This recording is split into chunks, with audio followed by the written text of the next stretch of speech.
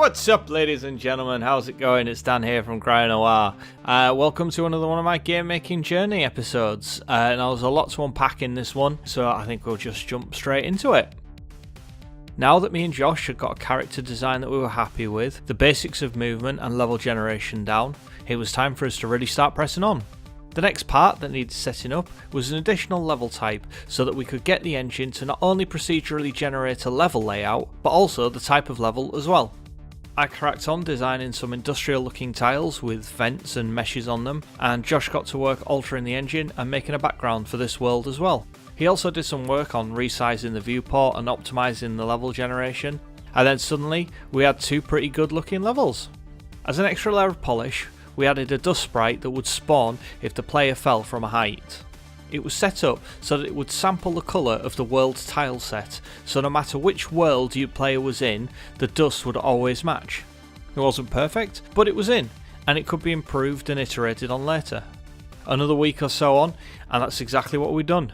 Yet another tile set in place to make a snow world, and the landing dust sprite had been augmented with some particle effects to make it look a million times better. To help grade the difficulty of each world, we not only wanted enemies, but environmental hazards too. We decided that each level should have at least one tile that would harm the player, and another one that would hinder their movement. In the snow level, the hindrance blocks were easy to come up with. We set it up so that players' acceleration would be reduced along with their ability to stop, almost as if they were on ice. Next up, it was time for our little dude to get a weapon. After lots and lots and lots of unnecessary playing around, we got a gun in and working, and also started prototyping the next one. The following week I worked on the movement hindrance design for the industrial level, while Josh polished up the background. As all the tile sets were done in grayscale and later coloured in by the engine, it meant that the game would produce loads of cool colour variations on just a few world designs that we had in place. At this point in development, momentum was really with us. Each week we would be adding a new feature or a new level, and the game was growing both in size and polish exponentially. Not everything worked out first time though. My first pass on the lava tile set got lovingly referred to as the Wheatos level because it ended up looking like some sort of awful breakfast cereal. We kept all of the tiles up because some playing around with the colours at a later date, they could make a really cool alien landscape. Plus, due to the way the engine was set up, it didn't really matter. I could just design a new tile set, call that one lava, and substitute it in a matter of minutes. Time to add some more hazards. I designed a repeating lava sprite, and Josh got both that and the conveyor belt into the game and animating. I then set about making them interact with the player. I created a damage state for the player and made it so that the player would bounce away from whatever it was that had damaged him, and then applied that to the lava. This was a little strong at first, but with a few tweaks it was starting to look pretty good. Of all the work I did on this game, the part that I was most proud of, believe it or not, was the conveyor belts. After a few false starts, I managed to get it so the player's speed would accelerate when running in the same direction as the belts, and then would reduce when running the wrong way. As with everything, it needed some refinement to get all the speed and animation values working just so, but the fact that it was all working made me so happy. It was around about this time that we hit our first major stumbling block. We'd always intended on the levels running east to west, whereas at the moment they were currently set up to create a world that was 3 rooms high by 3 rooms wide. Changing this would not be a huge deal, but it would mean that both the level generation scripts would need altering and the room templates would need completely redoing.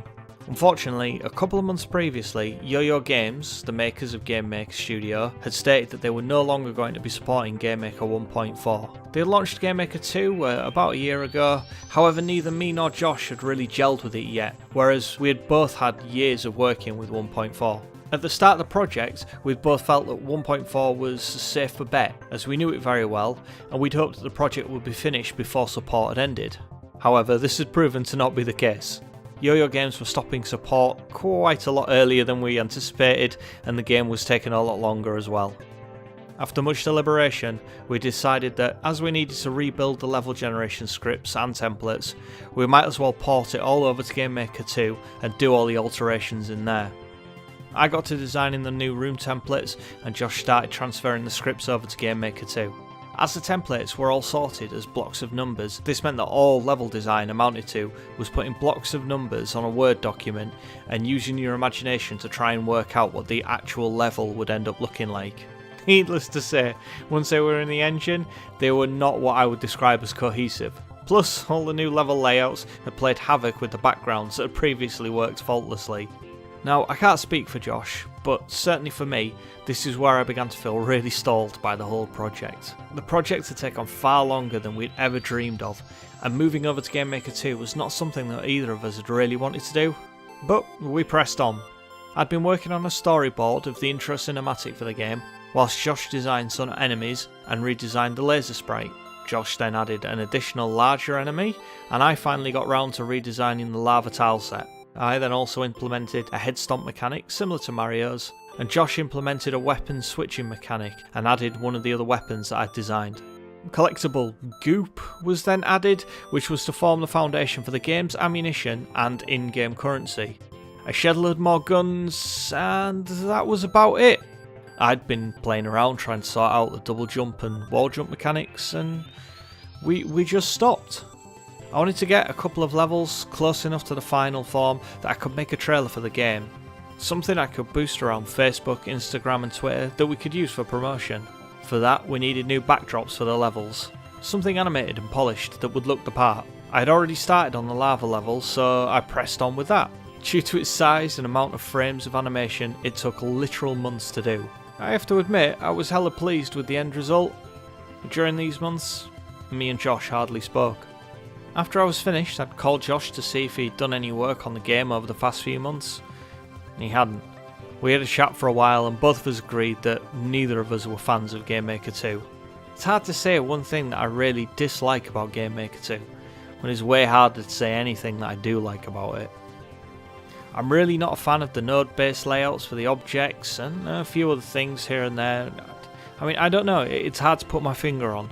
All I know is that neither me nor Josh wanted to carry on in Game Maker 2.